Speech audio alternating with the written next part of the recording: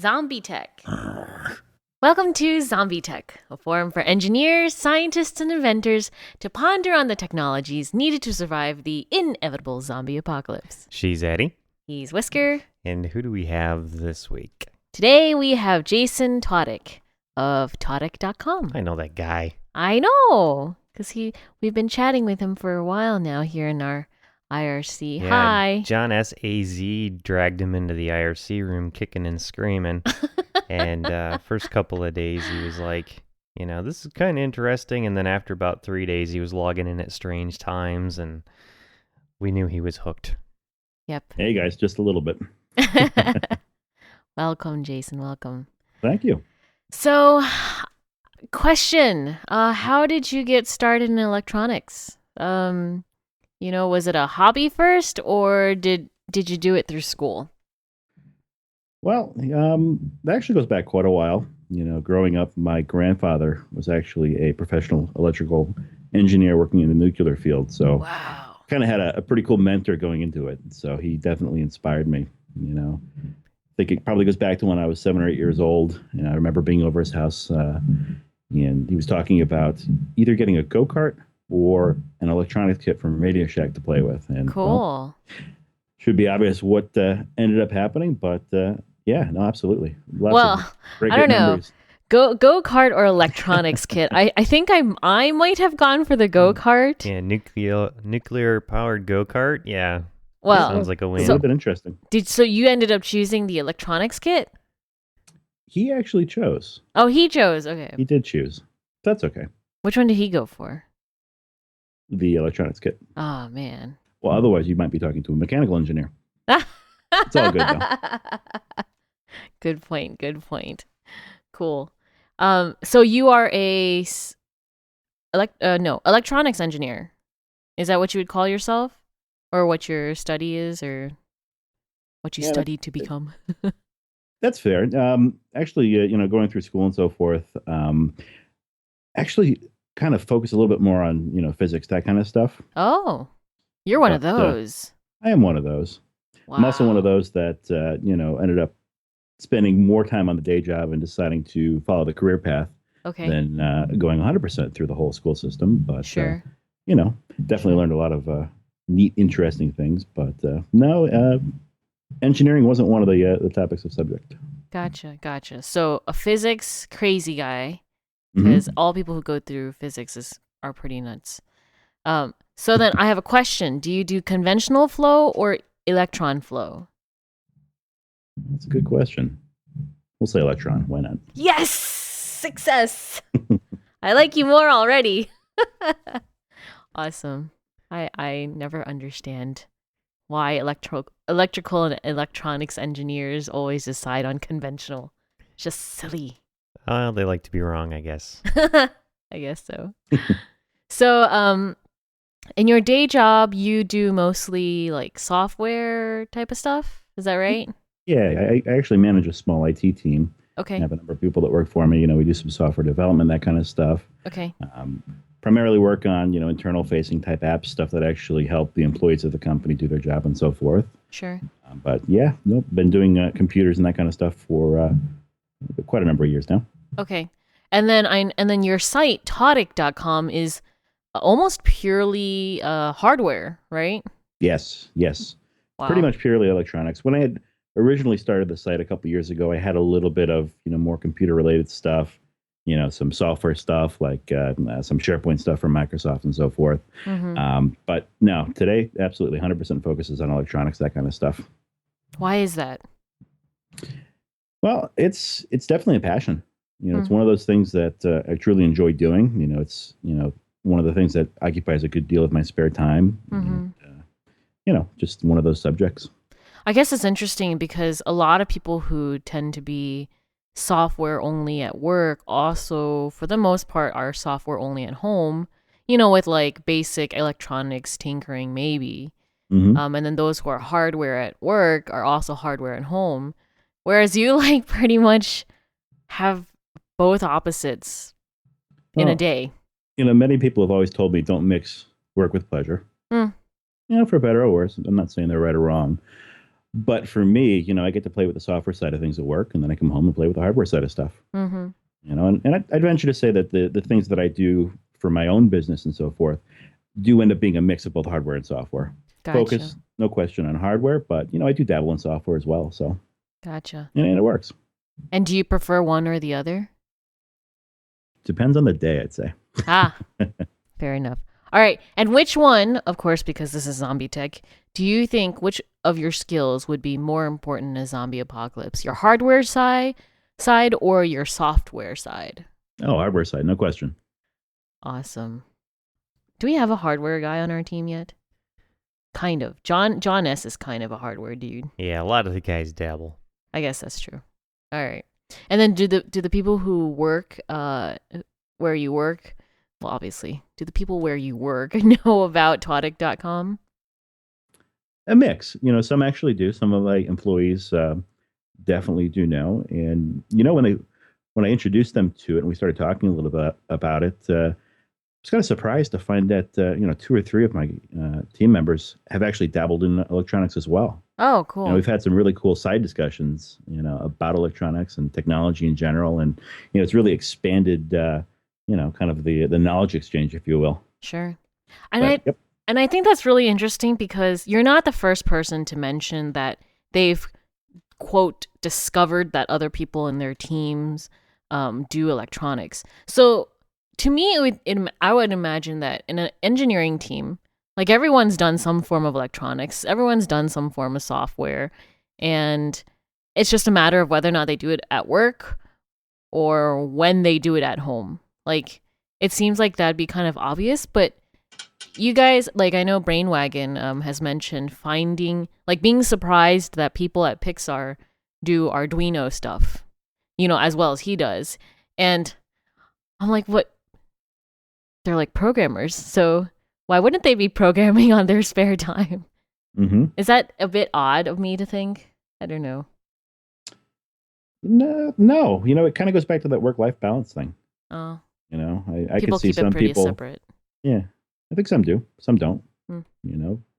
But it depends what works for some people. Interesting. Very, very interesting. Hmm. Of course, a lot of the people who I work with don't even know what zombies are. No, and they also don't do nursing at home. Yeah, they do. Do they? Yeah. Now, Eddie's on a little bit of understanding the why and psychology behind engineering right now because she's been preparing to do an IEEE talk. Yeah. Fun. Yep. Re-engineering engineering. Good Making engineering interesting for people who get glazed eyes easily like myself. So just interesting to hear that people, like the separation, I guess. Mm-hmm. But okay, so let's talk more about your site here, Tautic.com. You have a whole bunch of projects that you've done. I think they're projects essentially, but they're for sale. They're in a completed form. They're available. People can use them. What are some of the things that you're selling? Well, one thing that I can mention that he's doing is that he's got a bunch of things on there that are simple solutions to problems that all tinkerers have. Mm-hmm. For example, he's got a little power supply that plugs into a standard breadboard, Mm-hmm. and it puts a 3.3 in ground on one side and just with like header pins, and 5-volt and ground on the other one. So you just plug this thing into the wall through a wall wart and right into your motherboard, and you've got a powered breadboard just like that. Easy. That is a great little idea. He also sells like backing boards for breadboards that have pre-drilled holes in hardware for mounting various project boards too. Mm-hmm. So I think there's one for the chip kit, but it would be pretty easy to apply the idea to any that got requested, I'm sure. Oh yeah, Gotcha. definitely. Gotcha. That's a great description too. One of my design principles, certainly on designing items that are simple, but they fill a need. Back when I was getting back into electronics, a couple of years ago, I started doing more and more breadboarding type things. And of course, very first thing that I would always sit there and build was a power supply on my breadboard. And, I'd go to my parts box. I'd literally have a section set aside for everything I needed to build a power supply. Hmm. So I'd grab all those parts, throw them in the breadboard. I'd have a little power jack soldered to some wires that would kind of stick into the breadboard, end up falling out half the time. You know how it goes. Mm-hmm. And I just sat there and said, there's got to be a better way. So I did some looking online and so forth, and I did find a couple of other people that were doing, single output power supplies. Mm-hmm. But, as I was going more and more into tinkering, and seeing all these different circuits that people were starting to do using dual voltages and so forth, just kind of clicked. And I said, well, this is the better way. Why not? So I made myself one and said, this has got to be useful to somebody other than just me. So, well, I made a couple more. Yeah. And that kind of started it all. Huh. Yeah, and they're like actual printed circuit boards and surface mount stuff on there. So they're, I'm sure, pretty high what do you say, good tolerances and all that sort of thing. Mm-hmm. And cheap as hell, which is really what caught my eye when I saw them. I asked Jayson to send us over a couple for the show, which he kindly did. So we've been using them on and off, which we really like. Now, one thing about this is that in the case of dead people standing up, chasing you around and trying to bite your face off, it's really difficult to get orders of things like power regulators and capacitors and individual especially components. if you're talking about surface mount stuff, to be able to get all of the resources together to build surface mount power supplies would very quickly become very difficult. If someone were to have a stockpile of these like Jayson, I would definitely want him on my team. Because there's about 1 billion things that 3.3 volts and 5 volts would be handy to have around for. True. Very Yeah, true. what doesn't need power? Say again? I said, what doesn't need power? That is true. We're going to have to make Just add a 12-volt rail, and you've pretty much got, most electronics these days you can tap into, hack into, whatever, if you've got that. Mm-hmm. Mm-hmm. So, and like we love this dual output breadboard power supply.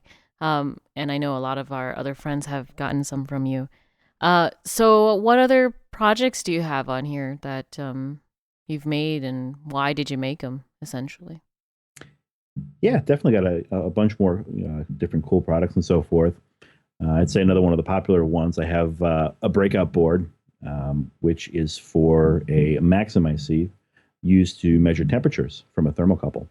That one kind of also sits and fits along this whole simplicity principle, bringing components that might not be easily used to your breadboard. So that particular board is literally just one chip, one capacitor, and a couple of header pins, but it takes so much of the labor out of getting something like that up and running, out of the equation, and just gets you something you can plug in and go. Mm-hmm. Yeah, if you're prototyping, you don't necessarily want to be dealing with the manufacturing style parts.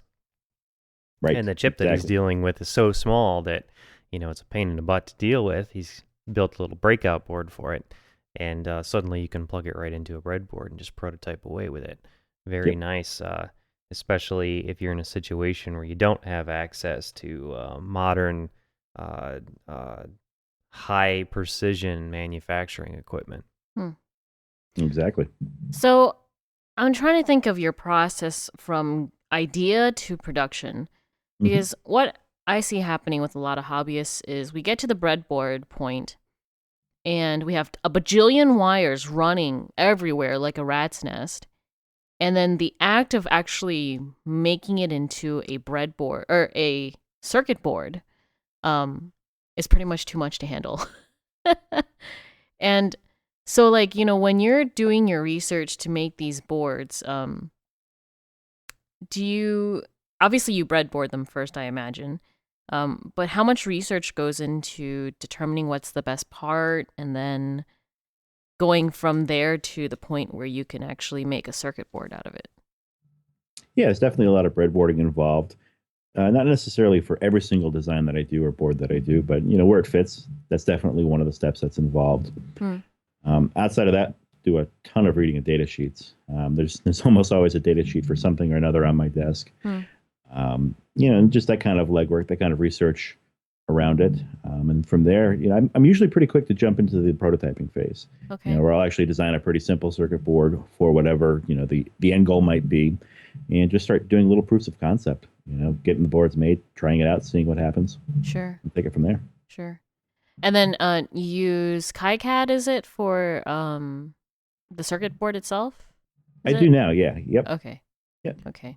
Yeah, Gotcha. Jayson switched over to KiCad recently, and I was looking to learn one of the PCB design suites, and I asked in the room what a good one was, and Jayson piped up with KiCad, and he gave me a tutorial to follow, and I managed to get through it pretty well. It took a few hours, but pretty painlessly made it through, and now I can do KiCad too. Gotcha. And evidently that makes me a brave and powerful person because Mike Burr keeps saying that it's too difficult for him to use. What? Yeah, he No was saying he likes way. one of the other packages. Was it EagleCAD? No. He's GEDA, I think. Yeah. Ah, yeah, Something he yeah, likes. yeah. Which I hear is harder than KiCad. So Yeah, I Go heard that figure. too. So I don't know. Maybe Mike's Maybe he's just a just weirdo. sadistic. I think Mike's a zombie. So, okay, so you've drawn up your circuit, so you've done the research first with all your data sheets. You prototyped it, you've then put it into KiCad. What happens from there? Yeah, so once everything's been prototyped, I've had my test boards sent out, had the boards themselves manufactured, everything's come back. I built the boards, run them through my own tests and so forth. Once everything looks good, from there it's where I start to ramp up production a little bit. And what kind of tests do you run on these boards? Oh, sure. Well, basically your power type tests, input output type tests. Really depends on the board and the different components that are on it. I basically try to blow it up. That's awesome. Absolutely. That's awesome. But then to a certain degree, because of your research, the quasi limits, right? Mhm. Of what it can do. Absolutely. So do you go to that boundary and then just pass it, double it just to see if it can handle it, or? It depends on the situation. I mean, the breadboards, for example, the power supply boards, for example, there's different specs in there on max current capacity, that kind of stuff, versus how much heat is dissipated and so forth. So for those, those were just a matter of slowly bringing up the current that was being drawn, seeing how the chips actually responded, because everything's different in different scenarios, different situations. The particular boards that I'm using, how the board was laid out, actually has a pretty big impact on how much current it can actually handle. Oh, So really just testing it, putting it through its paces until they gave up, more or less. sure. Like I noticed on the revision of the power supply that you sent over here that there's a bunch of holes drilled in the board Yes. around the power regulators. Mm-hmm. Is that for heat? Yes, absolutely. So the Wow. concept behind that was really to increase the mass on that section of the board, increase the copper in that area, and it actually had a much bigger impact than I thought it was going to have. If you were to compare that version of the board to the version prior, you'd be surprised. They can definitely squeak out a bit more current. Interesting. Yeah, Addie had it hooked up to a project she's working on, a RGB. long strip of serial adjustable RGBs. Yep. And thing can draw 1.8 8 amps. Yep. And she was nervous about hooking it up to the power supply because the regulator isn't rated quite up that high. But I said, you know what, go ahead, try it. And was pretty sure you have overload protection on there anyway. But and I was explaining to her that sometimes you should just touch the regulators and see if they're getting warm. If they're not getting warm, even if all your math is saying that you could be approaching limits, you may not be, because lights are turning on and off. You're doing pulse width modulation. You don't know the inner details of what some of the chips are doing. You just run into that physics side of the problem at some point where, Eventually it gets too hot. if you're not getting too hot, it's fine. I guess so. Yeah, absolutely. Easiest way to test. And if it catches on fire, that don't blame me. Blame Jayson, right? Yeah. Those regulators are pretty good. Dead short was one of my tests. Don't worry.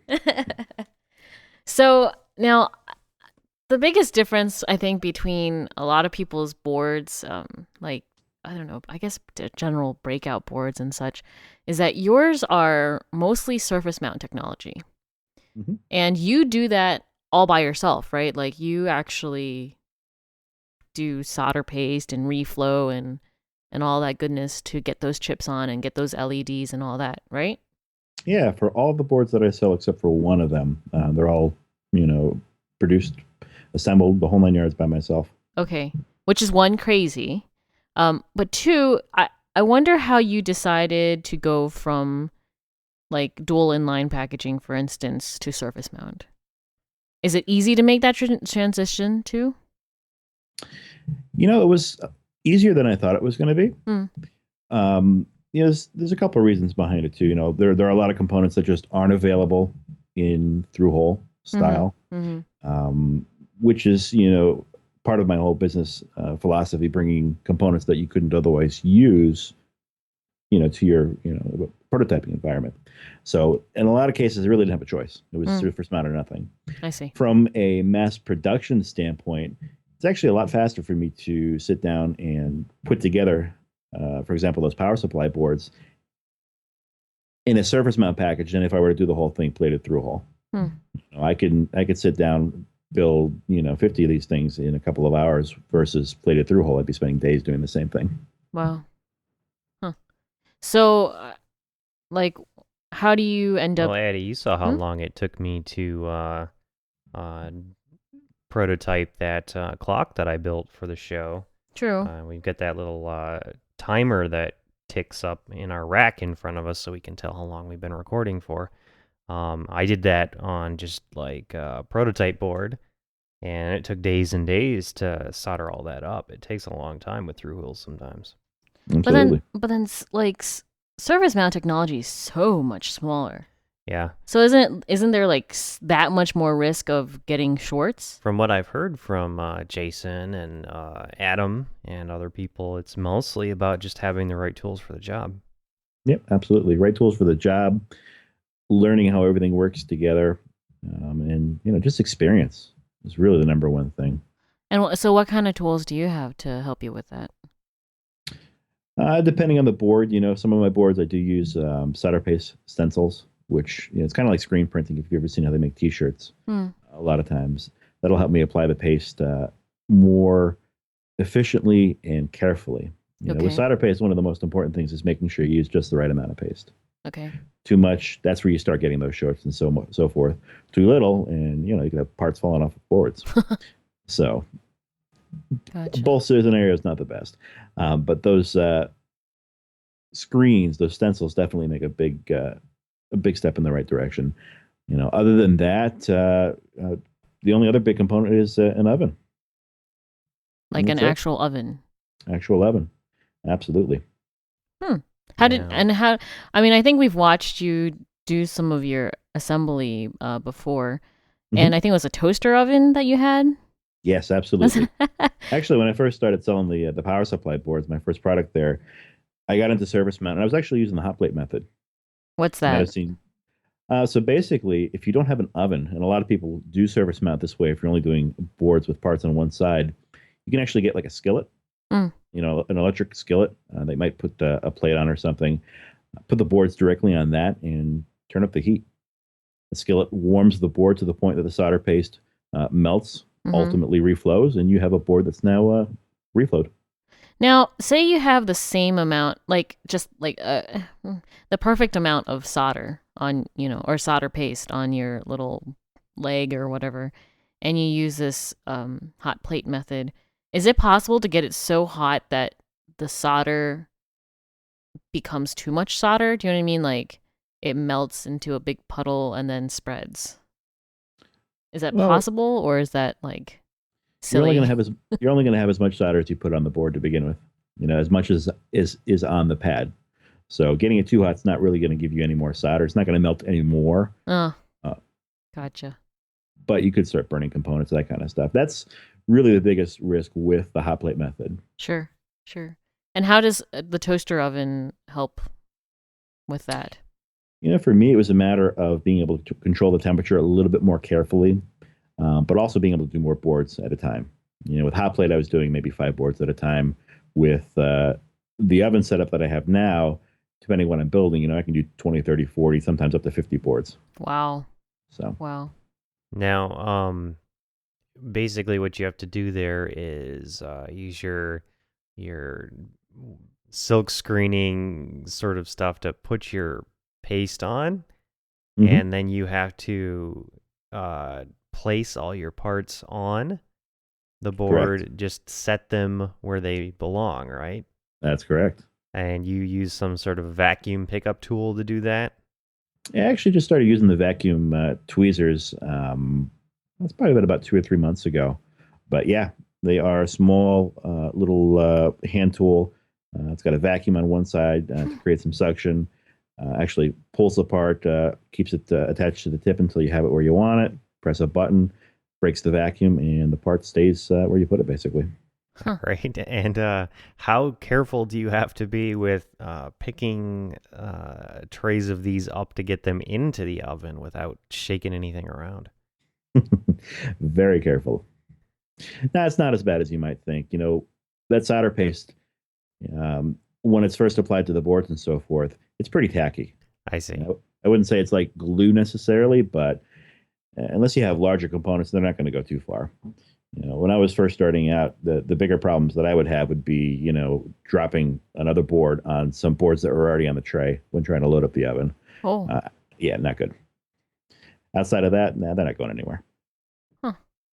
Interesting. It sounds like a very frustrating art to get into. When you're learning, yes. Yeah. Because there's so many little tiny things there that the smallest little error and everything can go very, very wrong. Mm-hmm. Now I'm trying to eventually incorporate surface mount LEDs into some of my projects. I don't even know where to start. Like those things are so tiny that I'd be afraid of, like, say I had a vacuum pickup tool or whatever, I'd be afraid of that vacuum just sucking the part right into it.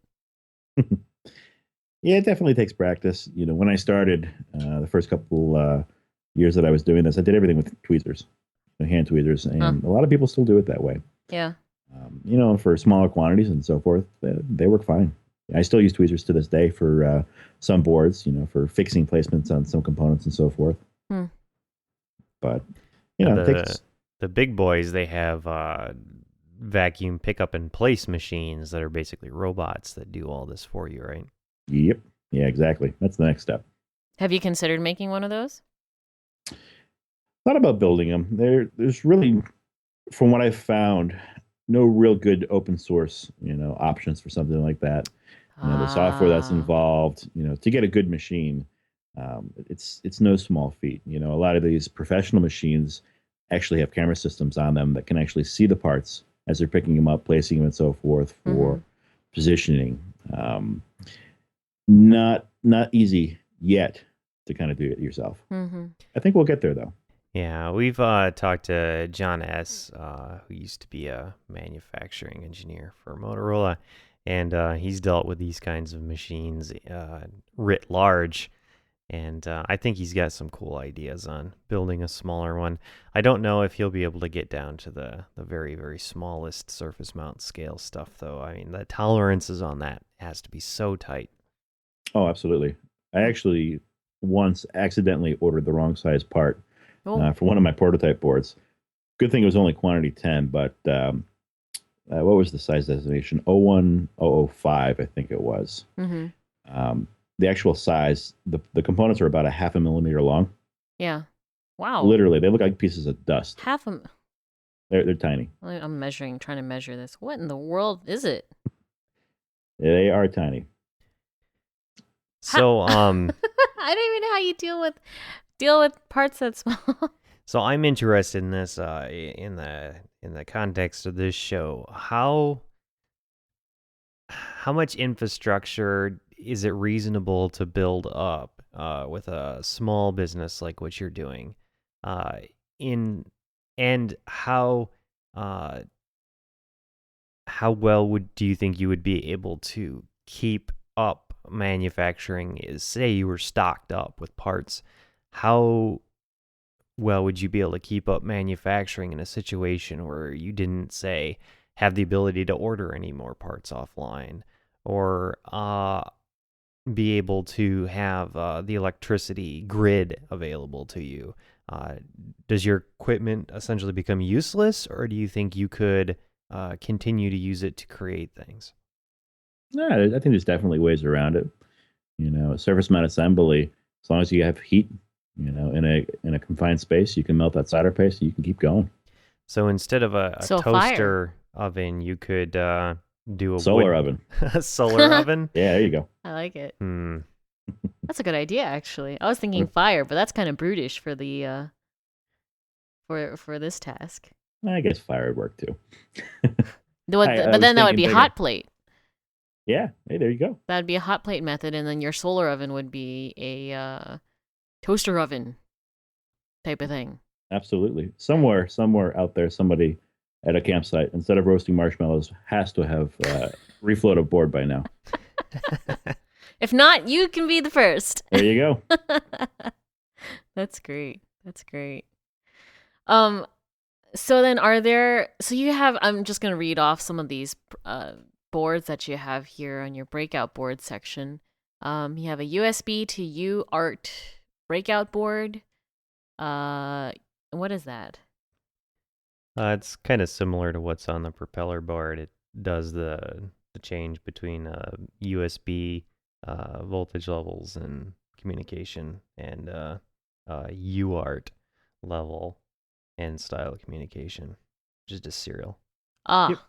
I see. And then there's a 3-axis accelerometer board. And how did you decide to do that? Like, were you into robotics or something like that to come up with making an accelerometer board? Yeah, the accelerometer board, that was kind of decided on around what was available in the market. I had looked at a couple of other sites that were selling different accelerometer boards and everything. And I was hard pressed to find anything for less than $20. And that just seemed a little bit much for my taste, Right. So I was doing some research and so forth, came across that particular component that I ended up using, and, economically made a lot more sense. Well, yeah, I mean, yours is like $6. Yeah, that's the case with a lot of the stuff that Jayson is doing. It's he's I don't know, he might be making a few enemies in the community because he's sort of exposing some of the margin hike-ups that are happening on some other sites.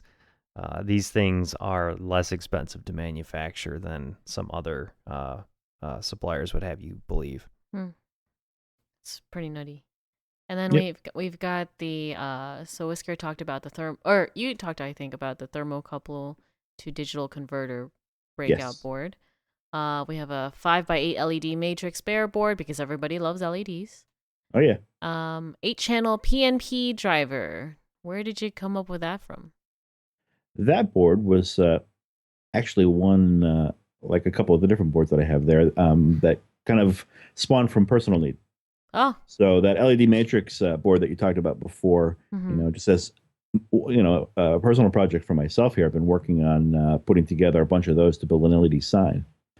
And, one of the things that I'm going to need to power that sign is going to be a number of PNP transistors. So I figured, hey, why not?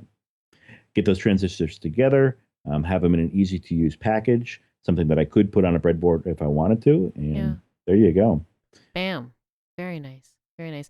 And then does that mean that the 7-position jumper board is also for this LED project, or is that something completely different? Yep, those are actually designed to fit right on the back of those LED modules. Haha. Cool. Very cool. And then we also have a PIC USB development board. Man. So that's a really tiny board. And what is that exactly? Now, which one are you referring to? You the PIC microcontroller board there. It's the last one, I think, is PIC 18F14K50. Yes. Yep. Yeah, that's actually one of the newer boards that I have on the store there. That one is essentially a quick start for people who want to start experimenting with USB Ah. signs and circuits and so forth. That board's been through a number of different iterations over, its lifespan. Mm-hmm. But yeah, that I compare that kind of to my breadboard power supply analogy. It's creating circuits to do USB development and prototyping and so forth. Not super difficult to do, but time consuming. Mm-hmm. So you get a board like this, and you kind of have the ability to hit the ground running. Sure. Yeah, replace it with a prop. I was waiting for you to say that. So, you were mentioning your LED board project. Along with that, and do you have any other projects that you're working on the side that's not necessarily for Tautic.com or for work? Yeah, I got a couple other electronics projects that I've been working on. One in particular for a while now actually uses those same thermocouple chips that are on that one breakout board, except this is kind of a self-contained unit that has 8 of those in there. So you could actually monitor 8 different thermocouples at the same time. It's got a USB port on it, so you can connect it to a computer. Cool. So on and so forth. Cool. And what are you doing with that? I mean, 8 temperature sensors is quite a bit, it seems. So what do you need 8 of them for? A lot of times you'll see stuff like that used in industries. If you have an oven, great example. When ovens are running, the temperature inside the oven, typically you think is right at what you would set the controller for. You set it for 375. The whole oven is 375. You hope. Doesn't really work out that way. Right. You could have different airflow in different parts of your oven. You could have, maybe pieces of metal interfering with, temperature in different spots. Really, the only way to know is to measure it. Sure. So one way to measure it is to put a number of these thermocouples at different spots inside the oven, close the door, fire it up, and monitor the temperature over time, so you can then know for a fact what's going on inside. So sure. That's one application. And is that what you're using it for, or do you have something else in mind? Yeah, no, that's definitely what I have in mind. Oh, is that for your toaster? Are you doing multiple zone heating in there? It's got a single zone, but definitely will be hooking it up to that at some point, just out of curiosity. Sure. I could tell just by looking through the glass doors that it is not perfectly uniform. you just watch the different pads melt at different times throughout the oven. You can almost see it. Huh. Cooking with Jayson. Absolutely. Indeed. Okay, so you've got this 8 temperature sensor board thing, and your LED. Are these RGB LEDs that you're working with? For this single color. Single color. Okay, so single color LED boards. Any other projects that you've got on the queue or hopper? Those are really the only 2 personal projects right now. The rest of the stuff that I'm working on are, boards that are slated for the store eventually. Oh, and what do you have going on there? If you can say. the 2 that I can talk about, both actually kind of stemmed from talking to the IRC group that you guys have running and so forth. Cool. One being a cool little angle sensor, which can actually read the position of a magnet, outputs a voltage based on the orientation of that magnet or the rotation. Definitely going to be a cool one. Cool. And another one is actually going to be my first foray into Arduino shields. That's going to be a little shield with an analog to digital converter for measuring analog voltages and so forth in a higher precision than the Arduino otherwise could. And it's also going to have a digital to analog converter to output. Awesome. Yeah. And if it sounds good enough, audio-wise, I know it'll be a little bit slow for that, but if it sounds good enough, I might be using it for a little bit of 8-bit style DSP experimentation. That'll be fun. Even though it has Arduino on it? Well, I've got a propeller that is Arduino Shield compatible that Martin Hodge sent me, that is I can just write my own propeller drivers for it. And it won't say Arduino on it, so you're good to go. Yeah. Excellent. And the tilt sensor is actually a somewhat of a ZombieTech related project. It's for John S.'s satellite tracking system for automatically turning an antenna to follow a satellite as it arcs across the sky. Mm-hmm. So that's pretty cool. So Yeah, definitely. when all communication is down, the hams still have it. Wahahaha. And you're a ham too, right? I am. Indeed, I am. Huzzah! Did you get your antenna hung back up, Jayson? I got a cheap little wire in my basement. It's not really doing as much as I'd hope. That's okay. I'm not surprised though. It is the basement after all. Well, mine's getting more on a different band than it is on the band that it's supposed to get it on. So, oh well. So very cool.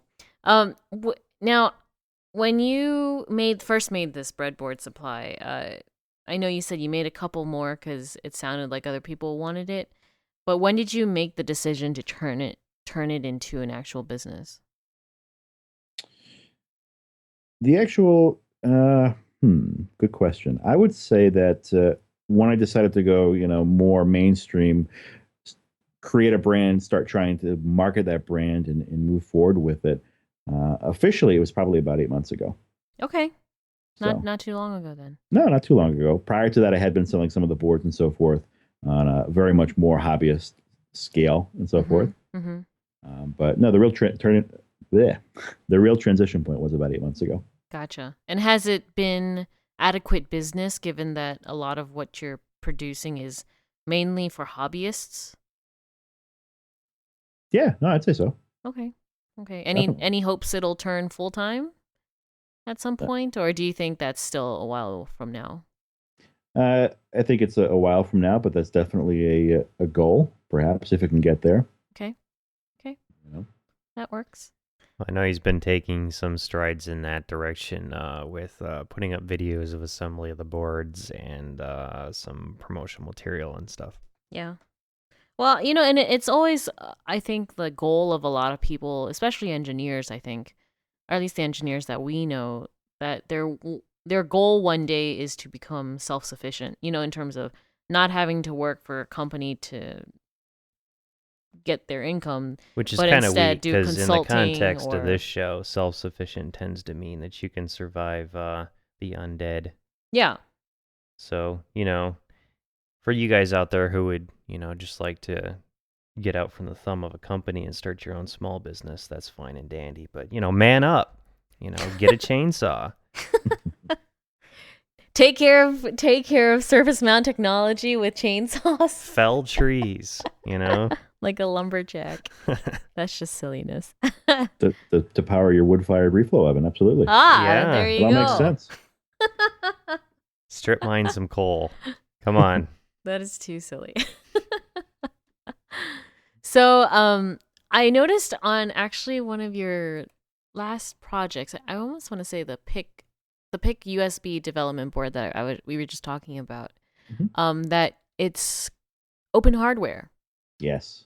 How did you, are you worried that it's open hardware? I mean, obviously not, but why aren't you worried? Yeah, definitely not worried. I think there's going to be really something to say about open source hardware over the next few years. I think we're starting to see a lot of momentum in that direction.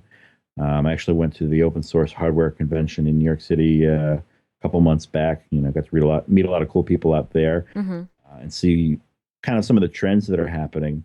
There's actually some big businesses out there that are starting to jump into this concept as well. I think Ford was actually one of them with one of their cars or something that's up and coming. But open source components of it. Okay. Not the whole thing. I was about to say. It's not going to be a DIY vehicle per se, but I think the specifics are around that. You'd have to check online for details, but I think the specifics were around some of the car interface systems and so forth. Sure. A lot of guests on this show went to Open Hardware Summit. Yeah. Yeah, you guys are all over there drinking and having a good time. So, and you were saying that you noticed some trends. What kind of trends are you noticing? Really just adoption. If you look at a lot of these different businesses out there that are doing the same thing as myself, open source has definitely become a very strong and common theme quickly. Yep. We work with Parallax on our other podcast, FirstSpin.tv, and I noticed that the new boards that they're sending us that haven't been released yet, they all have the open hardware logo silk screened on the back of them. Which Do is they? a change. Interesting. Yep. Whoa, So even some of the big boys are going that's a big open deal. hardware. Hmm. Yeah, that's a big deal. You heard it here first, folks. You know, Oh my gosh, you are right. There is the open. Sorry. Yeah. They That's just finalized the logo for open source hardware Yeah. the end of last year now. And it's nice to see it on boards already from big companies. Yeah. And sorry, no, you were definitely. you were gonna No, I say, was just Jason? yeah, I was just gonna say, the whole concept for open source hardware and so forth. I definitely get the concern or the concept of concern around taking one's design and literally putting it out there for anyone to use. Mm-hmm. But I mean, there's a whole discussion on itself about innovation and how not open sourcing something could arguably stifle what could become of a product. Sure. By opening something like this up, it gives other people the opportunity to really have a starting point and to improve upon it. Mm-hmm. I'd love to see my designs improved upon by other people. Really, the one foundation that I think has to happen though is accountability through the chain. Somebody uses an open source design, does what they want to do with it. That's excellent, but I think there needs to be almost some kind of chain of custody, that maintains that attribution for all the people that have worked on the design, through the pipeline. Mm-hmm. So are you more of a software side of things? Are you more of a GNU sort of thinking person or an MIT license sort of person? Ooh, good question. And of course, there's the BSD weirdos in there too. There's You so wanna many get different so many different licenses out there. Let's put it this way: the last You understand what I mean, though. With oh, GNU, absolutely. you have this viral licensing that carries on and maintains that strict. You have to re-release it as open sort of thing. Mhm. Whereas MIT is like, if you take this, turn it into a product, and call it yours, it's yours. No, absolutely. I think the whole licensing debate there really depends on what's being licensed. Does that make sense? Yeah. The last piece of software that I put an open source license on, I think I used the MIT license, for example. Mm-hmm. So there could be variances there, and I see open source hardware the same thing. There's already different classifications of licensing around there, just given that it's so new and so forth. So many different ways that you could license things with different permissions and so forth. Some people are open source licensing hardware with non-commercial permissions. Ah. It seems a little restrictive to me, Yeah. Yeah. but I can understand. I think the main thing is that if you want to compete in this market, you have to be open. It's just not even a question anymore. I'm sure the reason why Parallax is putting their designs up as open designs is because they understand that the only reason the Arduino is as popular as it is because it's open. The chip itself that runs the Arduino, the Atmega or whatever, is not open. It is, not produced by the people who are pushing Arduino. It's just, some random microcontroller from out there in the microcontroller world. So now that propeller boards are going to be open hardware, there's really no discernible difference between, benefits of having an Arduino be open source versus the old prop boards being closed. Now that they're open, I was like, why would anybody bother using such an old single core chip when you can get an open design with a multi-core chip? Shameless Yay. plug. What can I say? I'm biased. But yeah, I think that it's a really good move that a company like Parallax would go, okay, yeah, I understand that in order to open up innovation and allow my my user base of my platform to be able to change my designs slightly to better suit their purposes so that they can reuse my technology in their bigger designs. Because, all the industrial guys, they don't want a demo board. They want something that can do one job very well. And they want to be able to use your chip. But they don't necessarily want to pay an electrical engineer if they don't have to. If they can just tweak your board design a little bit and have 100,000 of them printed, then that saves them money. Absolutely. And then you just sold an extra 100,000 microcontrollers. Right. No, absolutely. I think one of the other arguments that you see a lot around open source hardware, from a big business perspective, they look down and they see all this, open source, and the biggest question is, well, how are you going to make money doing that? Mm. Oh, look at the Arduino platform. I think it's a perfect example. Given their open source nature and so forth, we have all these other boards that do basically the same thing as the Arduino, some in different ways, some in not. But at the end of the day, I don't think there's any negative impact whatsoever on Arduino. In fact, I think it's the opposite. I think each of these different offspring, for lack of a better term, kind of benefits each other. Mm. Yep, the real value there came from just having a standardized footprint, and that allowed many, many things to happen. Absolutely. And a lot of people to make a lot of money off of shields and things like that. Mm-hmm. Interesting. A whole little cottage industry has grown up out of the happenstance that somebody was nice enough to put the design up for free. Right. All That's right. Very interesting. We've got about 10 minutes left here, and as we always do, we have to turn this over to Addie to really get down to the nitty-gritty here, the important questions that viewers want to know. Okay, but I had to ask one question first because John suggested it, and I think it's a very good question. Well, two, kind of.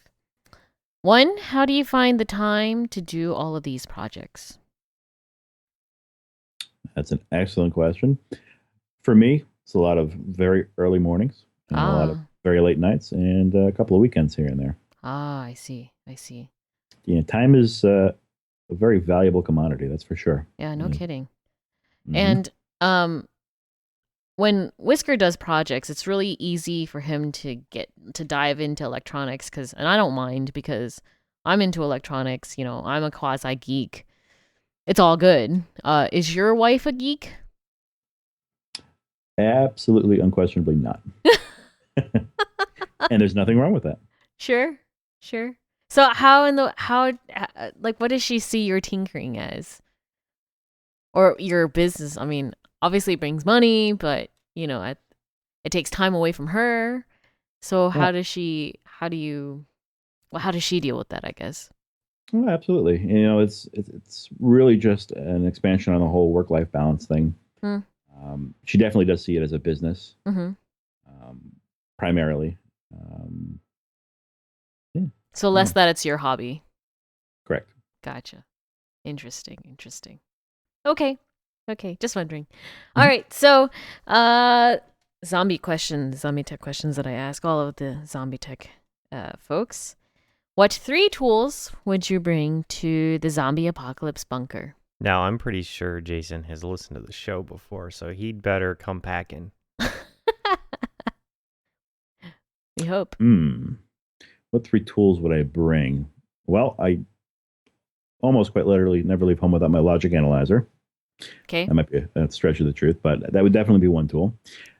Second tool would be a soldering iron.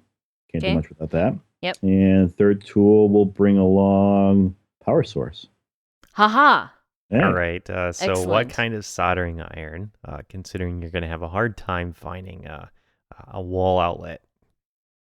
But I brought a power source, don't forget. All right. So your power source is going to be something that can generate high current and adds U.S. wall power mains rating stuff. Of course. All of right. course. So what did you have in mind for a mobile power source? What did I have in mind for a mobile power source? Definitely some form of generator with solar backing, of course. All right. So a petroleum run generator? Most likely. Okay. And solar backup. Mm-hmm. So I'm guessing it's going to have some sort of battery bank as well then. Correct. All right. So batteries, generator, solar panels. Sounds like Jayson is going to have some sort of a big van or truck to be able to carry this around on. Ideal vehicle for traveling in the zombie apocalypse? Something with big wheels. Big wheels. Absolutely. Okay. Our last guest was talking about a Zeppelin for flying over the zombies. Awesome. Hey, that would work. Jayson is running over the zombies. 2 birds, 1 stone. 2 zombies, 1 stone. There 2 zombies, 1 tire. There you go. There you go. Excellent. Except There was actually an awesome Flash game where there was a zombie apocalypse, and your job was to drive through like downtown Atlanta or something, where the traffic's terrible. mm-hmm. And there's zombies jumping out at you and landing on your windshield, and you have to like punch out your windshield and punch the zombies and get them off your hood. It was really fun. That is silliness. See, it's not a terrible idea. And you got all that huge generator behind you, so you're good to go. True. Yeah. It's Very a similar idea to Addie's zombie truck. I think she wants to have a generator built right into the bed of it. Mm-hmm. There you go. Mm-hmm. Although I think I want to try to see if we can optimize solar power. Yeah, solar is definitely a good idea for after the end times. Right. There's a mirror reference for everybody. Yep. And let's see, what book would you find most useful in the zombie apocalypse bunker? What book? Mm-hmm. That is an excellent question. I would say some form of electrical reference. I'm not sure I can think of one off the top of my head. We've had people bring the art of electronics. We've had people bring their collections of data sheets. This is a really good one. Yep. Well, hopefully somewhere in there we will have something that you can use. The data sheets, I imagine, would be very useful for you. Yeah, no, data sheets, that would definitely work. Okay. And I'm trying to think, there was one more. Aha, I know. Now, besides your family, who else would you like to have in your zombie apocalypse bunker? Well, it would have to be you guys. I mean, come on. Come on. Who wouldn't say that, right? Thanks. Well, assume that we're there. Somebody besides us, because we can't interview ourselves. That's a very good point. That is a very good point. I would I'd probably say my grandfather, if I could. Okay. Yeah, I Cool. mean, talk about Hey, that's a good idea. good power source. Dude could build you a nuclear generator. He could. Oh, man. Did he ever take you in, like, on a tour of his nuclear stuff? Pretty sure that would have been a no-no. Yeah. Dang. Dang. It's like bring your Jayson to work day. Doesn't really There you go. doesn't really work at the nuclear power plant. That'd be What's that so alarm? cool. What's that alarm? What's that big red button? Mhm. No.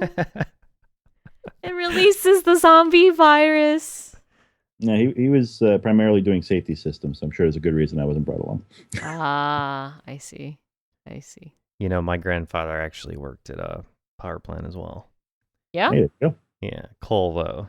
I Real see. power plant, real man's power plant. Coal. What is it with you and real men?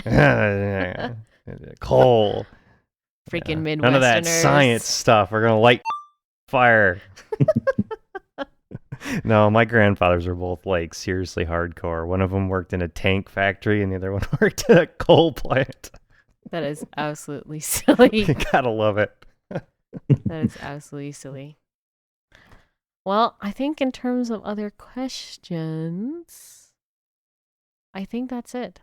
I think, we'll make sure to send the coordinates so that we can get your power generator and 2 zombies, 1 tire vehicle there. Excellent. You should call it that. 2 zombies, 1 tire. That's a great name. Instead of or the TZOT, TZOT. TZOT. There you go. There you go, man. We got Absolutely. a name. It's got an acronym. It's real. That validates it. Exactly. Excellent. All right, Jayson, is there anything you want to plug before we finish up here? Just silliness. Plug. Visit my website, of course. Yes, Tautic.com. Tautic.com. And you can also find him on Twitter at Tautic. Yep. I keep it simple. Yep, very simple. You can find us on Twitter at tymkrs. That's sort of like a constant content feed. Good luck, listeners, if you can keep up with all the stuff we put out in a week. It basically means you should get back to your projects and stop spending so much time listening to us. But, we love you guys, even if you're slackers sometimes. You can download this podcast every Thursday at ZombieTech.tv. We also Indeed. do FirstSpin.tv, which is all about Addie learning how to program. She annoys Roy Altham and I every week, asking us question after question about programming and microcontrollers and electronics and stuff. They love it. Yep. We put up with it. All right, that's it for us for this week. Thanks for listening, and we'll see you guys next Thursday. Bye. Bye.